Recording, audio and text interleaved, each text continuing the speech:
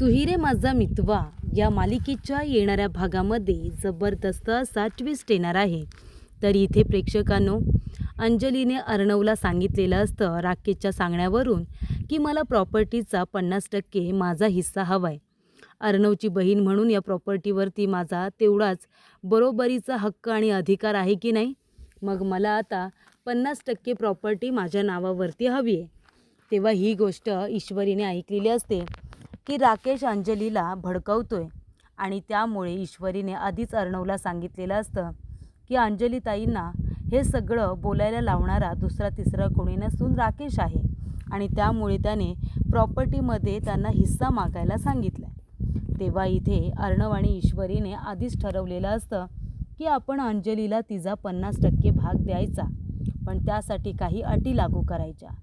तर येणाऱ्या भागामध्ये इथे आता अर्णवने अंजलीच्या नावावरती प्रॉपर्टी केलेली असते, पण काही अटी लागू केलेल्या असतात आणि त्याच्यानंतरच तिच्या नावावरती प्रॉपर्टी करत इथे ईश्वरीने खूपच हुशारीने राकेशला तोंडावरती पाडलेलं असतं. तर प्रेक्षकांनो, इथे आता अंजली ही राकेशची बहीण आहे असं राकेशने स्वतःहून सांगितलेलं असतं. तेव्हा रियाला राकेशबरोबर लग्न करायचं असतं आणि इथे आता राकेश कारणं देत असतो, ती म्हणजे की माझ्या ताईने ह्या लग्नाला होकार द्यायला हवा ना, तीच तर माझी सगळं काही आहे. तेव्हा रियाने राकेशच्या मोबाईलमधून अंजलीचा नंबर मिळवलेला असतो आणि तिला फोन करून ती भेटायला गेलेली असते आणि रियाने अंजलीसमोर सर्वेचा म्हणजे राकेशचा विषय काढताच इथे आता अंजलीसमोर राकेशचा संपूर्ण गेम ओव्हर झालेला असतो. सगळं त्याचं कारस्थान अंजलीच्या समोर आलेलं असतं. तर इथे आता रियाने अंजलीची भेट ही राकेशची बहीण म्हणून घेतलेली असते, पण तिला कळलेलं असतं की अंजली राकेशची बहीण नसून बायको आहे हे सत्य तिला आता समजलेलं असतं आणि अंजलीचे डोळेसुद्धा उघडलेले असतात. ज्या नवऱ्यासाठी ती भावाच्या विरोधात जाते तो माणूस किती नीच आहे. तो आपण असताना, माझं बाळ आता जन्माला येणार असताना तो एका दुसऱ्या मुलीबरोबर लग्न करतोय, तिला लग्नाची वचनं देतोय, हे आता अंजलीला समजलेलं असतं. तर येणाऱ्या भागामध्ये कशा पद्धतीने या गोष्टी पुढे घडत जातात आपण सविस्तरपणे बघूया. तर इथे ईश्वरीने अंजलीचं बोलणं ऐकलेलं असतं की तिला आता प्रॉपर्टीचा हिस्सा हवा आहे हे राकेशने सांगितलेलं असतं आपल्या बाळासाठी, बाळाच्या भविष्यासाठी. तेव्हा ईश्वरीला कळतं सगळं कारस्थान राकेशचं आहे. तेव्हा राकेश आता गोव्यातच असतो. ईश्वरी जाते आणि अर्णवला म्हणते की मला तुम्हाला काहीतरी महत्त्वाचं सांगायचं आहे. अंजलीताई जे वागतायत, जे बोलतायत, बोलत जरी त्या असल्या तरी शब्द मात्र राकेशचे आहेत. आता मी राकेश आणि अंजलीताईंचं बोलणं ऐकलं. तेव्हा राकेशने अंजलीताईंना काय सांगितले की आता पाणी डोक्यावरून चाललं आहे, तेव्हा तू एक काम कर, तुझ्यासाठी आणि बाळासाठी आहे ना, तू आता अर्णव करून तुझ्या हक्काची प्रॉपर्टी माग, प्रॉपर्टीमध्ये तुझा 50% हिस्सा माग, असं आता राकेशने अंजलीताईंना सांगितले. अंजलीताई तुमच्याजवळ बोलतील, त्या विचार करणार आहेत, पण त्या नक्की बोलतील मला असं वाटते.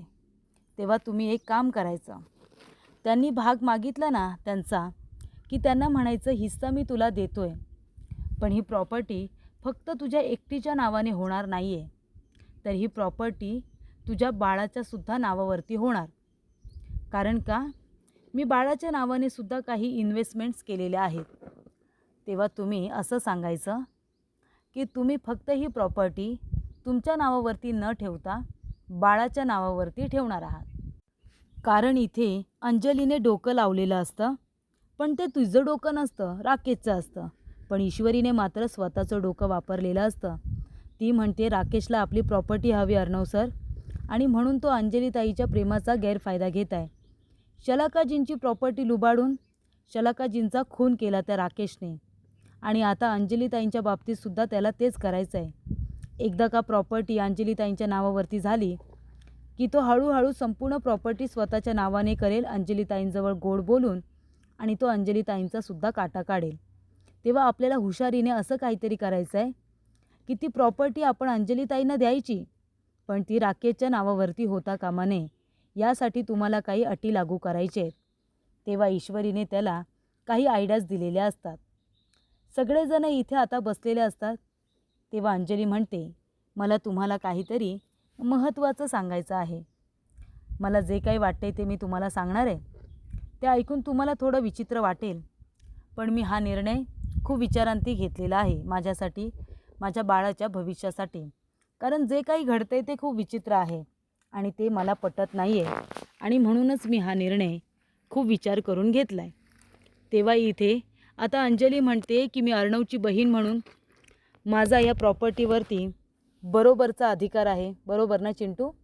तेव्हा अर्णव म्हणतो, अगदी बरोबर आहे ताई. तेव्हा इथे अंजली म्हणते, मग ठीक आहे, मला या संपूर्ण प्रॉपर्टीमधला अर्धा हिस्सा हवा आहे. माझ्या नावावरती तू संपूर्ण अर्धी प्रॉपर्टी करायची. तेव्हा अर्णव म्हणतो, ठीक आहे, मी तुझ्या नावावरती अर्धी प्रॉपर्टी करायला तयार आहे. पण हा निर्णय तुला अचानकपणे का घ्यावासा वाटला? ती म्हणते, कारण का तू काही लोकांच्या बोलण्यात येतोस आणि तू वाहवत जातोस. इमोशनली खूप विचार करायला लागला आहेस तू. तेव्हा अर्णव म्हणतो, ताई मी पण तुझाच भाऊ आहे ना, मग मी विचार केला तर काय चुकीचं आहे? बरं ते सगळं जाऊ दे ताई. तुझं असं म्हणणं आहे की मी मिस इंदौरला पैसे देऊ नये, तिच्या कुटुंबाचा खर्च उचलू नये, बरोबर ना? जेव्हा जेव्हा तिला पैसे लागतील तेव्हा तेव्हा मी तिला पैसे देणार नाही, असं तुझं म्हणणं आहे, बरोबर ना? तेव्हा इथे अंजली म्हणते, हो अगदी बरोबर. तेव्हा अर्णव म्हणतो, ठीक आहे, आणि मी तसं केलं नाही म्हणून तुला प्रॉपर्टीमध्ये हिस्सा हवा आहे. मी तुला प्रॉपर्टीमध्ये हिस्सा द्यायला तयार आहे. पण एक गोष्ट मी तुला सांगतो, मी ईश्वरीला पैसे देणार नाही, तिच्या आईवडिलांचा खर्च करणार नाही. मग तू सुद्धा मला शब्द दे की तू राकेशला 1 रुपयासुद्धा देणार नाही. त्याला जेव्हा गरज लागेल तू त्याला पैसे देणार नाही. तेव्हा तू फक्त तुझ्या आणि बाळाच्या भविष्याचा विचार करायचा. हे तुला मान्य आहे का? तेव्हा अंजली म्हणते, असं कसं? राकेश माझा नवरा आहे, त्यांना पैशांची गरज लागली तर मी नक्कीच देईन. का नाही देणार? त्यांच्याशिवाय दुसरं माझं आहेच कोण? तेव्हा अर्णव म्हणतो, मग असा विचार जर मी केला तर त्याच्यामध्ये मी तुला चुकीचा का वाटतोय ताई? जेव्हा जेव्हा राकेशला पैसे हवे होते तेव्हा तेव्हा मी त्याला पैसे दिले की नाही ते सांग. दिले की नाही? जेव्हा जेव्हा त्याला पैसे हवे होते तेव्हा मी दिलेच ना. ते पैसे त्यांनी गरिबांसाठी वापरले. तेव्हा अर्णव म्हणतो, असं तुला वाटतं ताई? सगळेच पैसे गरिबांसाठी वापरले असतील असं खरंच तुला वाटतं? असा तुला कधी पुरावा दिला? तेव्हा इथे अर्णव म्हणतो, अजून एक गोष्ट, प्रॉपर्टी फक्त तुझ्या नावाने होणार नाही आहे. ती प्रॉपर्टी तुझ्यानंतर तुझ्या बाळाच्या नावावरती होणार. मग मुलगा असू दे किंवा मुलगी, पण तुझ्यानंतर ती प्रॉपर्टी तुझ्या बाळाच्याच नावावरती होणार. आणि जेव्हा जेव्हा तुला पैसे काढायचे असतील ना, तर आपलं जॉईंट अकाउंट आहे. जेव्हा तुला पैसे काढायचे असतील तेव्हा तुला माझी सहीसुद्धा घ्यावी लागेल. तू एकटीने कधीही सही करायची नाही. आणि जेव्हा मला पैसे काढायचे असतील तेव्हा मी तुझी सही घेणार. तू एकटीने किंवा मी एकटीने कुठलाही व्यवहार करायचा नाही. जेव्हा तुला पैसे हवे असतील तेव्हा माझी सही लागणार आणि जेव्हा मला पैसे हवे असतील तेव्हा तुझी सही लागणार. ह्या अटी जर तुला मान्य असतील तरच ह्या प्रॉपर्टीचे 2 भाग होतील.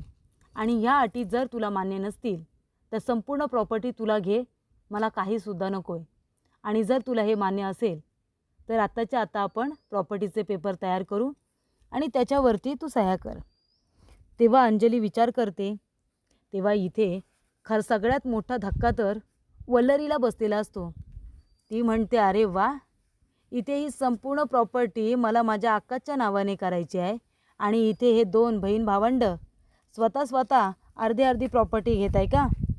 तेव्हा आजी वगैरे मामा म्हणतात, हे सगळं काय चाललं आहे तुमच्या दोघांचं? हिस्सा काय? अर्धी प्रॉपर्टी नावावरती हवी आहे का? याला काय अर्थ आहे?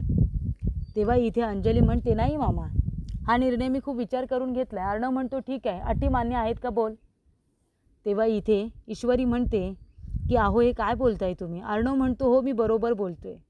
खरं तर ही आयडिया ईश्वरीचीच असते, कारण तिला अंजलीला प्रोटेक्ट करायचं असतं. प्रॉपर्टी फक्त अंजलीच्या नावावरती राहिली तर राकेश तिला धमकावून किंवा इमोशनल ब्लॅकमेल करून संपूर्ण प्रॉपर्टी स्वतःच्या नावाने करू शकतो. पण जर ती प्रॉपर्टी अंजलीच्या नंतर बाळाच्या नावावरती असेल तर बाळाने सही केल्याशिवाय, बाळ इथे आता व्यवस्थित सुज्ञान झाल्याशिवाय तो त्याचे निर्णय घेणार नाही. तोपर्यंत राकेशचा खरा चेहरा अंजलीच्या समोर येईल हे ईश्वरीला माहिती असतं. तेव्हा इथे अटी लागू केल्यानंतर अंजली म्हणते की ठीक आहे, अर्धी प्रॉपर्टी माझ्या नावावर आणि माझ्यानंतर माझ्या बाळाच्या नावावर. तोपर्यंत अर्णवने सांगितलेलं असतं, जोपर्यंत तुझं बाळ 18 ते 21 वर्षापर्यंत वर्षाचं होत नाही तोपर्यंत निर्णय ह्या आपल्या दोघांकडे असणार. बाकी कुणीही निर्णय घेणार नाही बिझनेसबाबतचे. तेव्हा इथे अंजली म्हणते ठीक आहे, कारण अर्णवला काही केल्या राकेशला या बिझनेसमध्ये इन करायचं नसतं, त्याला लांबच ठेवायचं असतं. आणि तेव्हा आता पेपर तयार करून घेतलेले असतात. अंजली ते पेपर वाचते. अर्णव म्हणतो अर्धी प्रॉपर्टी तुझ्या नावावरती मी केली आहे, पण तुझ्यानंतर वारीस म्हणून तुझा बाळ लागेल त्या प्रॉपर्टीला. तुझा बाळ जोपर्यंत 21 वर्षाचा होत नाही तेव्हा डिसिजन माझ्याकडे राहतील आणि तुझ्याकडे राहतील. जेव्हा जेव्हा तुला पैसे काढायचे असतील, माझी सही घेतल्याशिवाय पैसे काढायचे नाही, पैसे कुणाला द्यायचे नाही. मी जेव्हा पैसे काढायला जाईन तुझी सही घेतल्याशिवाय पैसे काढणार नाही, असं अर्णवने आता सांगितलेलं असतं. तेव्हा अंजलीला या सर्व अटी आता मान्य असतात आणि अशा रीतीने राकेश आता तोंडावरती पडतो. सही वगैरे झालेली असते. अंजली म्हणते अहो प्रॉपर्टी झाली माझ्या नावावरती, 50% प्रॉपर्टी चिंटूने मला दिली. तेव्हा राकेश म्हणतो अरे वा, चांगली गोष्ट आहे. तेव्हा ती म्हणते आणि माहिती आहे का, माझ्यानंतर आपली प्रॉपर्टी बाळाच्या नावावरती होणार, पण जोपर्यंत बाळ 21 वर्षांचा होत नाही ना तोपर्यंत डिसिजन अर्णवच घेणार आणि मी घेणार, जसं आम्ही आता घेत आलो आहे तसंच. आणि जॉईंट अकाउंट केले सगळे, म्हणजे मला जेव्हा पैसे काढायचे असतील तेव्हा चिंटू सही करणार आणि चिंटूला जेव्हा पैसे काढायचे असतील तेव्हा माझी सही लागणार, म्हणजे माझ्या सहीशिवाय काहीच होणार नाही आहे. म्हणजे आता चिंटू त्या ईश्वरीला कशी काय मदत करेल सांगा बरं. तेव्हा इथे राकेश म्हणतो अरे देवा, म्हणजे ही प्रॉपर्टी हिच्या नावावरती फक्त नावाला केली आहे या चिंटुकल्याने, बाकी सगळे अधिकार आणि निर्णय तर याच्याकडेच राहणार आहेत. म्हणजे मला ही प्रॉपर्टी माझ्या नावावरती करताच येणार नाही आहे, कारण वारस म्हणून अंजलीनंतर माझं बाळ लागणार आहे आणि बाळ जोपर्यंत 21 वर्षाचं होणार नाही तोपर्यंत मी काय वाट बघायची यांच्या प्रॉपर्टीची, असं आता राकेश म्हणतो. तर अशा रीतीने राकेशला तोंडावरती पाडलेलं असतं. आणि इथे आता रिया म्हणत असते की राकेश आपण लग्न करायचं ना सर्वेश. तेव्हा सर्वेश म्हणतो हे बघ, माझ्या ताईची सुद्धा याच्यामध्ये सहमती पाहिजे ना, ती प्रेग्नंट आहे तुला माहिती आहे. तेव्हा ताईजवळ बोललं पाहिजे, तिचं काय मत आहे ते बघायला पाहिजे. तेव्हा इथे रिया म्हणते तुला माझ्याशी लग्न करायचं नाही आहे का. तो म्हणतो करायचं आहे ना बेबी, करायचं आहे लग्न. तेव्हा इथे राकेश झोपलेला असतो.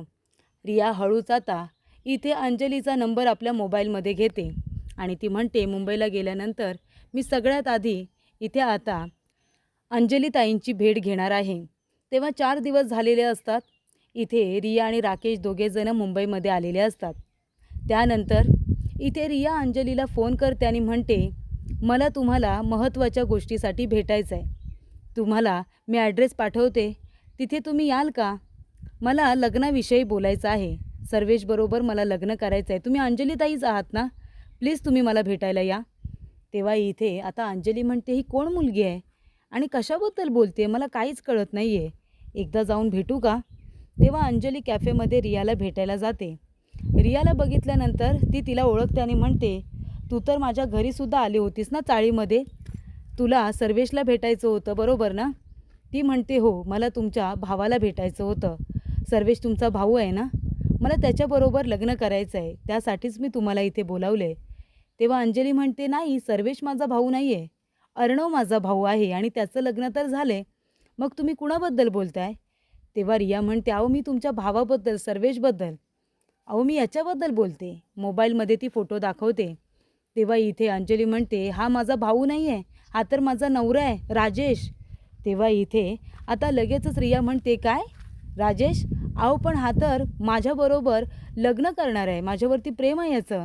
तेव्हा अंजली मोबाईलमध्ये आपल्या लग्नाचा फोटो दाखवते आणि म्हणते हे बघा, हा माझा नवरा आहे, 3 वर्षांपूर्वी आमच्या दोघांचं लग्न झालं आहे, 4थं वर्ष चालू आहे आमच्या लग्नाला, आणि हे काय बोलताय तुम्ही. तर अशा रीतीने रिया आता संपूर्ण घडलेला प्रकार अंजलीला सांगते की हा सर्वेश म्हणून मला भेटला आणि माझ्याबरोबर प्रेमाचं नाटक केलं, 4 दिवस माझ्याबरोबर गोव्यात होता आणि आता माझ्याबरोबर लग्न करणार आहे आणि तुम्हाला बायको नाही तर माझी बहीण आहे अंजली आणि ती डिलिव्हरीसाठी माझ्याकडे आली आहे असं मला खोटं सांगितलं आहे. हे सगळं आता रियाने अंजलीला सांगितलेलं असतं आणि अशा रीतीने राकेशचं संपूर्ण कारस्थान इथे अंजलीच्या समोर आलेलं असतं. हे सत्य ऐकल्यानंतर खऱ्या अर्थाने अंजलीचे डोळे रियाने आता उघडलेले असतात.